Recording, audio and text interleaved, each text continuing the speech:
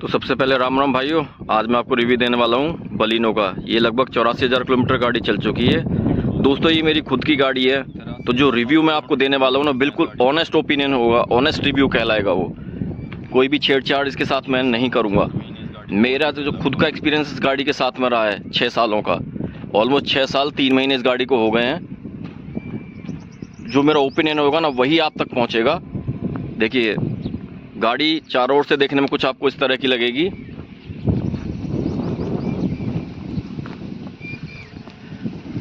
मैं आपको एक बार इंटीरियर और चेक करा देता हूँ इसका।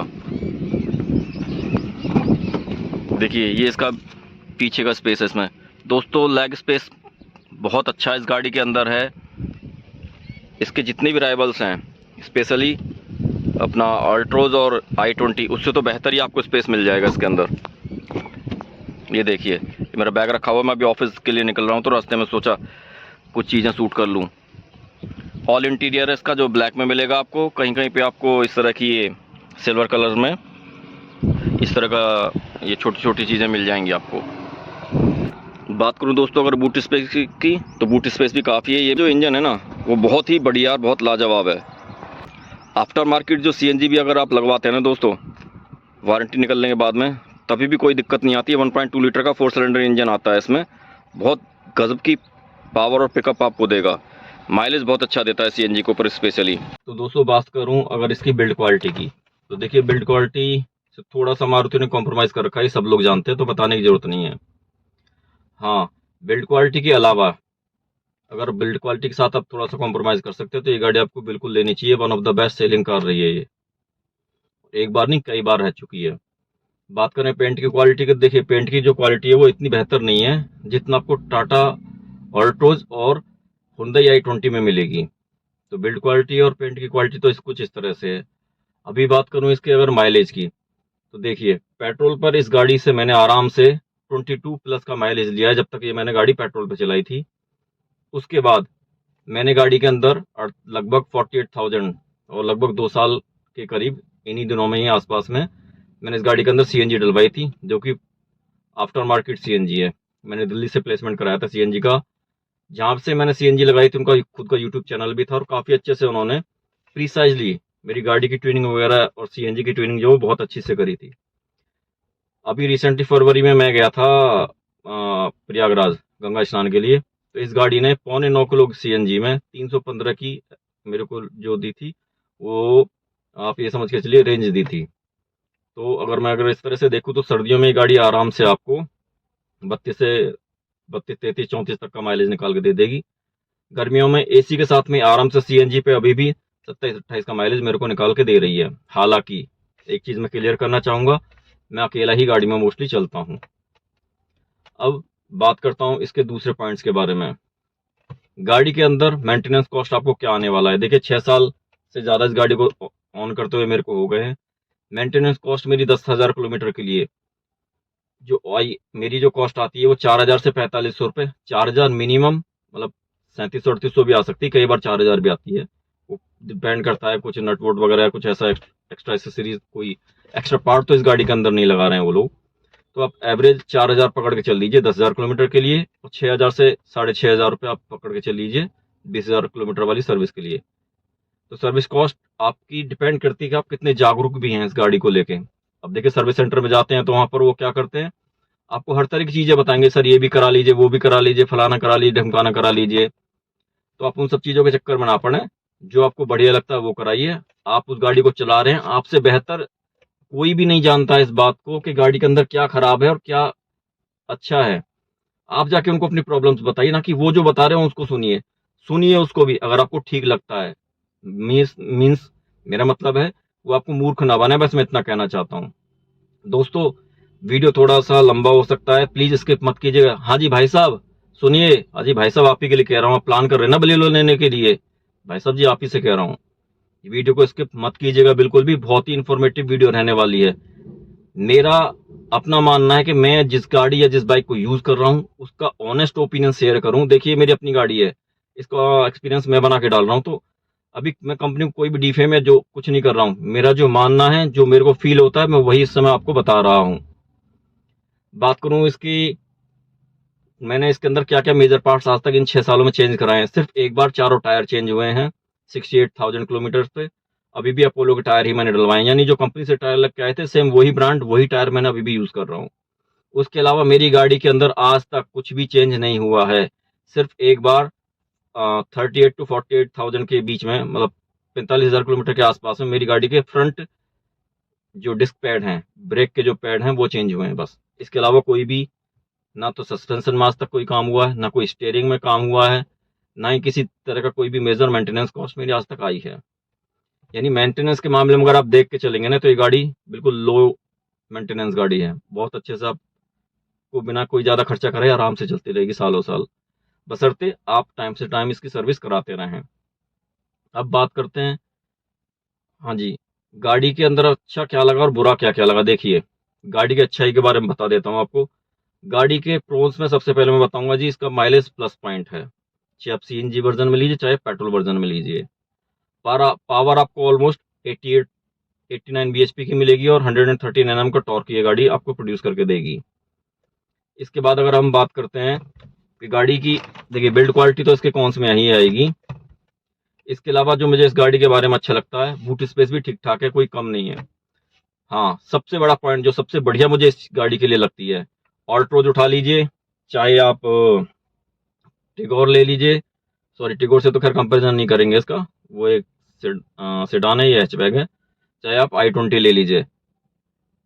इन तीनों गाड़ियों में सबसे ज़्यादा लेग स्पेस आपको, केबिन स्पेस सबसे ज़्यादा आपको बलिनो प्रोवाइड कराती है। ये जीटा मॉडल है मेरी गाड़ी का। कंपनी की तरफ से इसके अंदर अलॉयज भी लग के आए थे, बहुत सारी चीज़ें थी जो अभी इस गाड़ी के अंदर आपको मिलेगी ही नहीं। दूसरा प्लस और एक प्रोस कॉन्स में क्या है, इसका जो स्टीयरिंग है ना वो एडजस्टेबल भी है, टिल्ट और टेलीस्कोपिक दोनों है इसके अंदर है। ये जो ग्लासेस हैं ये टिल्ट ग्लासेस हैं, हल्के से ग्रीन कलर के होते हैं। इसकी वजह से क्या होता है, 5 डिग्री टेम्परेचर जो रहता है वो आपकी इस गाड़ी के अंदर कम रहता है, गाड़ी ठंडी अच्छी होती थी। और प्रोज में और आपको एक चीज़ बताऊं, एसी लाजवाब एसी इस गाड़ी का है।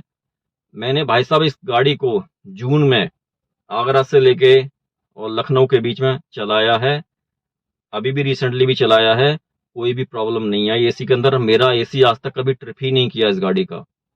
6 साल से ज़्यादा इस गाड़ी को चलाते हुए हो गए हैं। तो ये तो इसके कुछ जो मेजर पॉइंट्स है, जो प्रोज है, जो मेरे को लगते हैं कि ये बताना ही चाहिए और आपको पता होना चाहिए।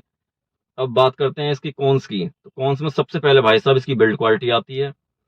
बिल्ड क्वालिटी में देखिए दोस्तों, बहुत सारी चीज़ें होती हैं आजकल। तो ये 6 एयरबैग और ये सब स्टैंडर्ड हो गए, तो हो सकता है अगर अब इसका क्रैश टेस्ट होगा तो ऑब्वियसली तीन से ऊपर जाएगा। पहले जिसका जो क्रैश टेस्ट हुआ था लगभग 3 के आसपास ही था। तो बिल्ड क्वालिटी में तो आप ये मत समझ के चलिए कि मतलब 50-50 इसकी बिल्ड क्वालिटी आप मान के चलिए। अगर आप ये कहें कि i20 और ऑल्ट्रोज की जैसी है, तो भाई साहब आपको क्लियर बता दूंगा, ये गाड़ी ऑल्ट्रोज और i20 की बिल्ड क्वालिटी के कंपेरिजन में बहुत लो है। पेंट की क्वालिटी भी इन दोनों गाड़ियों से बेहतर नहीं है, ये मैं आपको बता रहा हूँ। स्टीयरिंग का जो रिस्पॉन्स है काफ़ी हार्ड है इसका स्टीयरिंग, जो मुझे महसूस होता है। 6 साल से ज़्यादा हो गए हैं, ये बात मैं ऐसे ही नहीं कह रहा हूँ। ऑल्ट्रोज को भी चलाया है मैंने, i20 को भी चलाया है। इवन मैं सही बताऊं, इन तीनों गाड़ियों में सबसे हल्का जो आपको स्टीयरिंग का रिस्पांस मिलेगा ना, सबसे हल्का स्टीयरिंग है वो आपको ऑल्ट्रोज का मिलने वाला है।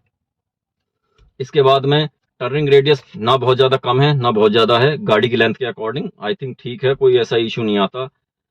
आपको अगर इस गाड़ी को लॉन्ग ड्राइव पे भी लेके जाना है ना, तो बॉस आपको थकान नहीं होने देगी। ये थोड़ा सा अंडर थाई सपोर्ट आगे भी और पीछे की सीटों पे भी कम मिलेगा, बट ऐसा नहीं है कि कंफर्ट के साथ कॉम्प्रोमाइज हो जाएगा, बिल्कुल नहीं होगा। पीछे की सीटों के अंदर एक दिक्कत है, पीछे की जो सस्पेंशन है ना वो बहुत ज़्यादा स्टिफ है इस गाड़ी की। अभी जो देखिए जो नई बलिनो आई है उसको मैंने चला के नहीं देखा है, बट मेरी गाड़ी की, स्पेशली मैं मेरी गाड़ी की बात कर रहा हूँ, इसकी सस्पेंशन अभी भी स्टिफ ही है। हाँ, आपको एक चीज़ मैं बताना भूल गया, मैंने कहा था मेजर पार्ट्स के अंदर क्या क्या था। देखिए, मेरा एक बार लेफ्ट हैंड साइड का सॉकर रिप्लेस हुआ है अंडर वारंटी, तो मेरी कॉस्ट मैं उसको मानता नहीं हूँ, क्योंकि मैंने उसके लिए एक भी पैसा नहीं दिया था, ना ही उसके लिए मैंने कोई चार्ज सर्विस सेंटर को प्रोवाइड किया था। अब बात करते हैं डिलीवरी एक्सपीरियंस की। तो भाई साहब इस गाड़ी के साथ में मेरा डिलीवरी का जो एक्सपीरियंस था ना, I can't share with you, लाजवाब था। इसके लिए जो मेरे सेल्समैन थे उनका मैं बहुत बहुत धन्यवाद करता हूँ। और वो जो सेल्समैन थे हमारे, उन्होंने मुझे बहुत ही बढ़िया से ट्रीट किया था जी। ये गाड़ी लेने का मेरे कोई प्लान नहीं था, मैं मेरी बेटी के साथ गया और बस सडनली ये डील हो गई क्विकली, और मैंने गाड़ी उसी समय उठा ली। तो जो मेरा एक्सपीरियंस था वो बहुत बढ़िया था। बढ़िया से उन्होंने मुझे टॉफीज वगैरह दी, केक कटवाया, बहुत अच्छे से इंट्रोड्यूस किया था, मतलब मजा आ गया था डिलीवरी लेके गाड़ी की। बात करूं मारुति के साथ में मेरे सर्विस एक्सपीरियंस की, तो देखिए वो मैं 50-50 करूंगा। डिलीवरी के लिए मैं इनको 10 आउट ऑफ 10 मार्क्स दूंगा, सर्विस एक्सपीरियंस के लिए मैं इनको 10 आउट ऑफ 7 दूंगा। 7 क्यों दे रहा हूं उसके लिए भी बता देता हूं। मारुति के अंदर, इस गाड़ी के अंदर भी मेरे साथ में कई बार ना चीजें चोरी हुई हैं, और स्पेशली मैं देखिए नाम लेके बात करूंगा क्योंकि मैं इंडिविजुअली ये वीडियो बना रहा हूँ। रोहन मोटर्स, ग्रेटर नोएडा की बात कर रहा हूँ मैं। इस गाड़ी के अंदर मेरे वहां पे मेरे साथ ना कई बार में मेरी गाड़ी में से ब्लॉगिंग्स भी चोरी हुई हैं और साथ में कई बार लॉस भी हुआ है।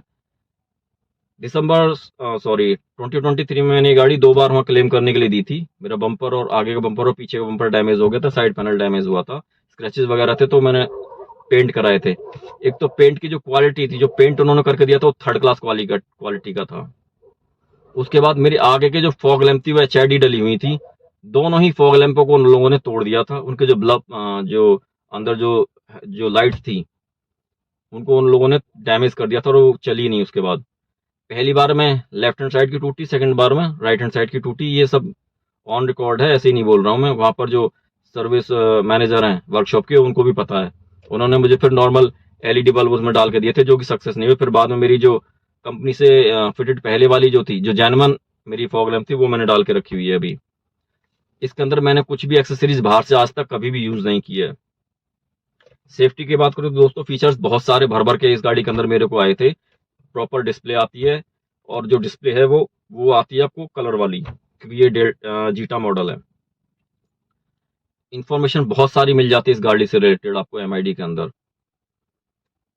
MID के अंदर ये आपको क्या एवरेज आपकी गाड़ी दे रही है, रेंज आपकी क्या है, कौन से गियर में चल रही है, वो सब तो पहले ही आपको, मतलब आपको सिर्फ प्रेस करके राइट हैंड साइड का जो टॉगल स्विच है उसको सिलेक्ट करना है। आपको जिस तरह से चाहिए, जिस मोड में चाहिए, आप वहां से सेटिंग्स में जाके कर सकते हैं। बहुत ही लाजवाब फीचर्स इस गाड़ी के अंदर आते हैं, और जो जरूरत के फीचर्स हैं जीटा के अंदर, मेरी स्पेशली इस गाड़ी के अंदर, वो सारे फीचर्स मेरे को मिल जाते हैं। अभी जो सर्विस सेंटर्स हैं, आपको वहां जब सर्विस करा रहे हैं दोस्तों, देखिए मेरी क्या आदत है, मैं ना हमेशा खुद से खड़े होकर सर्विस कराता हूँ। मैं टेक्नीशियन के ऊपर रिलाई नहीं रहता बिल्कुल भी, ना ही एडवाइजर के ऊपर रहता हूँ।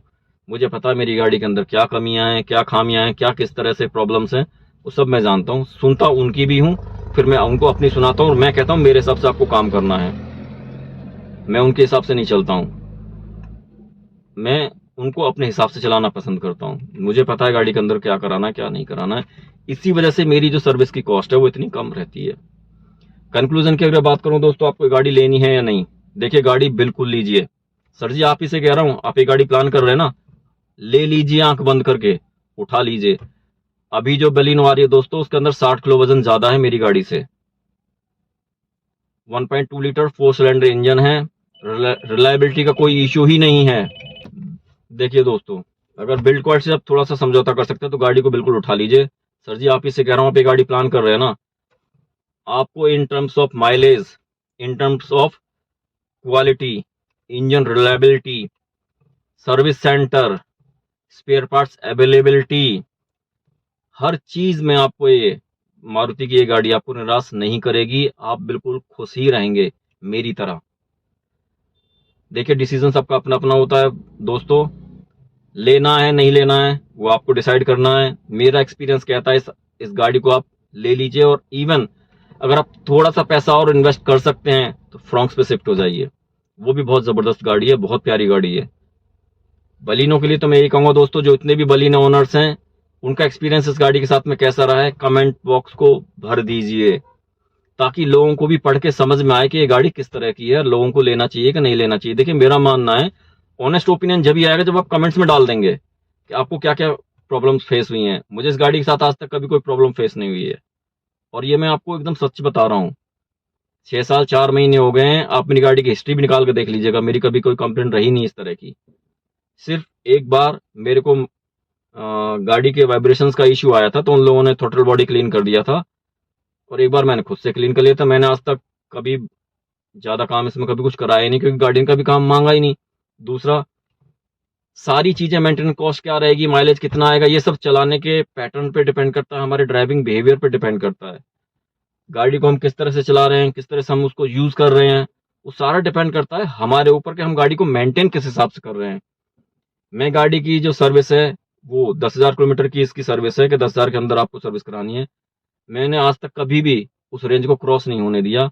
9,000 साढ़े 9,000 तक मैक्सिमम मैं सर्विस करा लेता हूँ, क्योंकि अभी सीएनजी लग गई है तो मैं 9,000 पे सर्विस करा लेता हूँ 1,000 किलोमीटर पहले ही।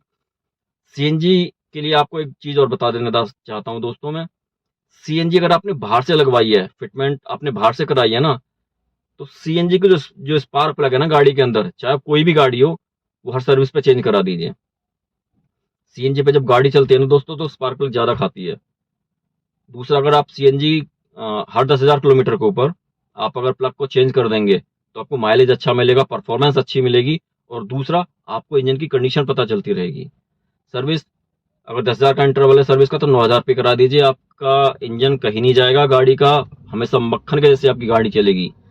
ये मेरे कुछ टिप्स एंड ट्रिक्स हैं जो आप यूज़ कर सकते हैं। गाड़ी को आप कैसे चलाना है, कैसे आप उसको ड्राइव करते हैं, किस तरह से करते हैं, देखिए सबका अपना ओपिनियन होता है। यूट्यूब पे इस तरह इनसे रिलेटेड बहुत सारे वीडियोस भरे पड़े हैं, बट मेरा मानना यही है, और मैं ये कहता भी हूँ कि अगर कोई भी गाड़ी या कोई भी बाइक कंपनी अगर ये कह रही है ना कि वो 22 का माइलेज देगी, तो दोस्तों मैं 23-24 का माइलेज निकाल लेता हूँ उससे, क्योंकि मेरा चलाने का पैटर्न कुछ इस तरह का है। Unnecessary hard braking, hard accelerator, वो सब ना आ जाए। मेरे 22 साल हो गए इन सब चीज़ों को यूज़ करते हुए, कार और बाइक्स को चलाते हुए, मैंने आज तक कभी इस तरह की चीज़ों का यूज़ ही नहीं किया है। हर तरह के टेरेन में गाड़ी चला चुका हूँ, पहाड़ों पे भी, प्लेन में भी, इधर उधर हर तरह से चलाई है। सिर्फ एक बर्फ़ को छोड़ के, बर्फ़ में मैंने आज तक कभी कोई ड्राइविंग नहीं की है। सिर्फ थोड़ा बहुत बाइक चलाई है, कार को मैंने आज तक नहीं चलाया, ये मैं आपको बिल्कुल सच बोल रहा हूँ।